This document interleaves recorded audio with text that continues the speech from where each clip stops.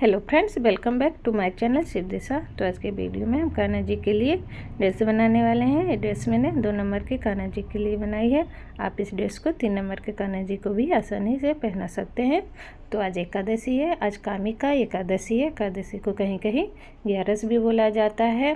तो आज मैं ग्यारस के दिन आपको कामिका एकादशी की ये कथा सुना रही हूँ।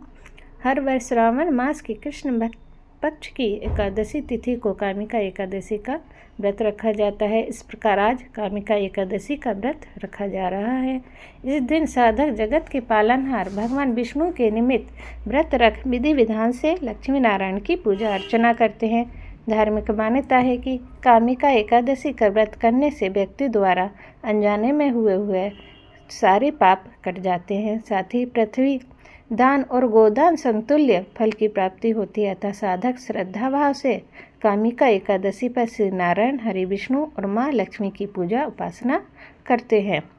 अगर आप भी अनजाने में किए हुए पापों से मुक्ति पाना चाहते हैं तो आज संध्या आरती के समय कामिका एकादशी व्रत की कथा का पाठ अवश्य करें, अथवा आप कथा सुन भी सकते हैं। धार्मिक ग्रंथों के अनुसार कालांतर में किसी गांव में एक बेहद बलशाली क्षत्रिय रहता था। उसे अपने बल पर बेहद अहंकार का भाव था। हालांकि वह धर्मपरायण था। नित्य प्रतिदिन जगत के पालनहार विष्णु की पूजा उपासना करता था।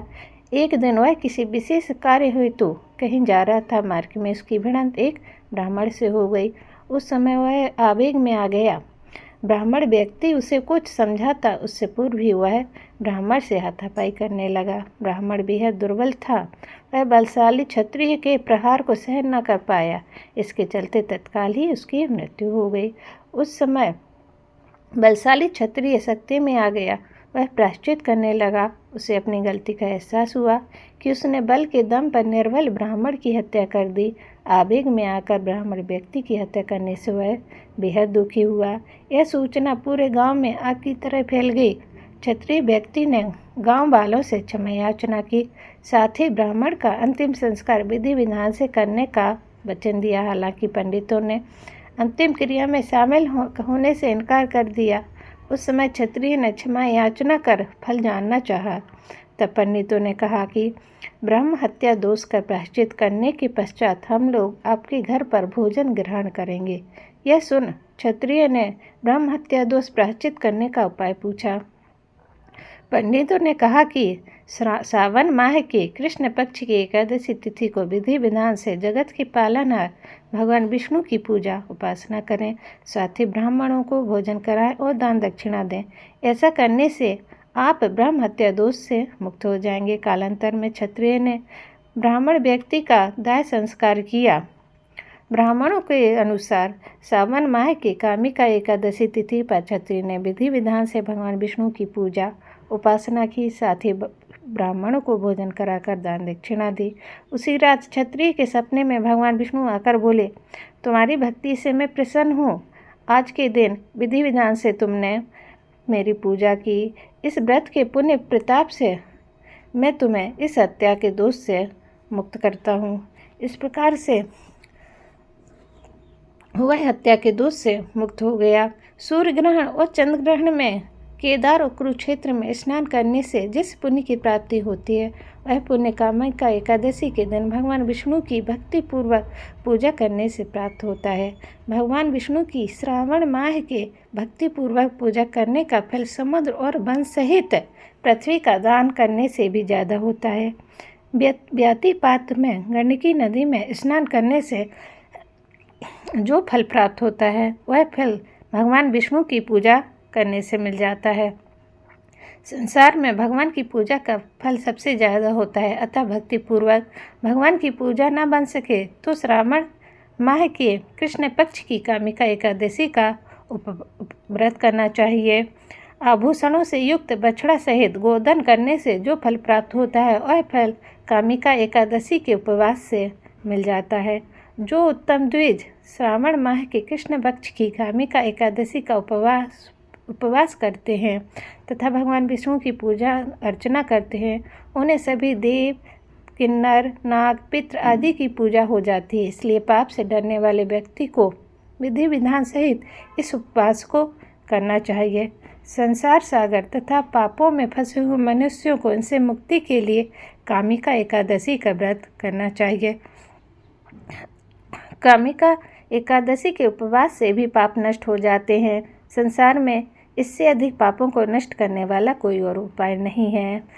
जो मनुष्य इस दिन तुलसी दल से भक्तिपूर्वक भगवान विष्णु का पूजन करते हैं, बीच संसार सागर में रहते हुए इस प्रकार अलग रहते हैं जिस प्रकार कमल पुष्प जल में रहता हुआ भी जल से अलग रहता है। तुलसी दल से भगवान श्री हरि का पूजन का फल 1 बार स्वर्ण और 4 बार चांदी के दान के फल के बराबर होता है। भगवान विष्णु रत्न, मोती, मणि आदि आभूषणों की अपेक्षा तुलसी दल से अधिक प्रसन्न होते हैं।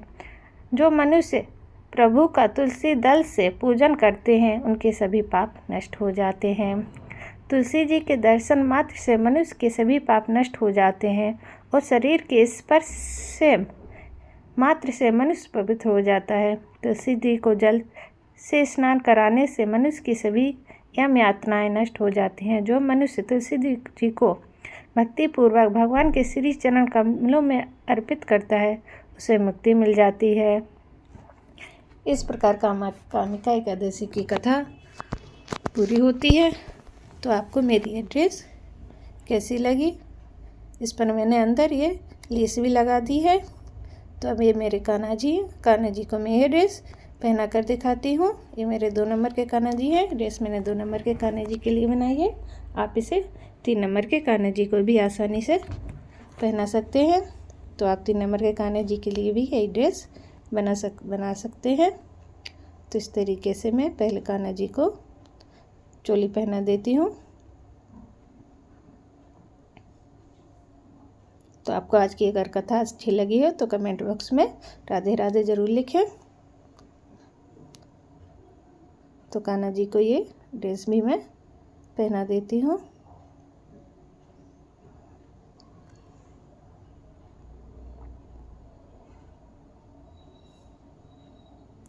तो इस तरीके से मेरे कान्हा जी तैयार हो गए हैं।